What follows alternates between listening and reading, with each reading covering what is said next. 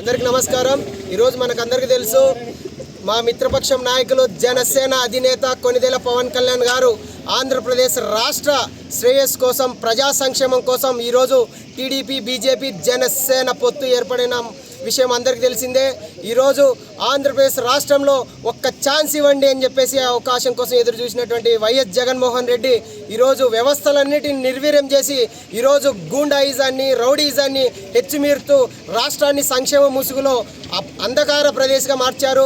ఈరోజు ఆంధ్రప్రదేశ్ యొక్క భవిష్యత్తు చంద్రబాబు గారు నాయకత్వంలో ముందుకెళ్తుంది।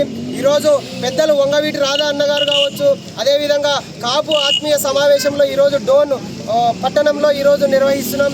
ఈరోజు డోన్ అసెంబ్లీ ఎమ్మెల్యే శ్రీ కోట్ల సూర్యప్రకాష్ రెడ్డి గారికి మద్దతుగా, అదేవిధంగా నంద్యాల జిల్లా ఎంపీ అభ్యర్థి డాక్టర్ బైరెడ్డి శబరి గారికి మద్దతుగా ఈరోజు కాపు బలిజల ఆత్మీయ సమావేశం ఏర్పాటు చేస్తున్నాం। ఈరోజు మేమందరం ఒకటే హెచ్చరిక చేస్తున్నాం, వైఎస్ఆర్సీపీ నాయకులు గతంలో బీసీఎఫ్ కోటాలో 5% ఇచ్చినటువంటి చంద్రబాబు నాయుడు గారికే మా కాపు బలిజల మద్దతు అని చెప్పేసి మేము తెలుపుతున్నాం।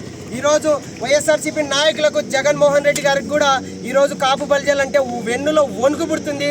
ఈరోజు మేము ముక్తాకంఠంగా చెప్తున్నాం, ఖచ్చితంగా కాపు సంక్షేమం కోసం కాపు విద్యోన్నతి ద్వారా కాపు యువతకు ఎన్నో సంక్షేమ పథకాలు పెట్టినటువంటి చంద్రబాబు నాయుడు గారికే పవన్ కళ్యాణ్ గారు మద్దతు ఉంటుంది।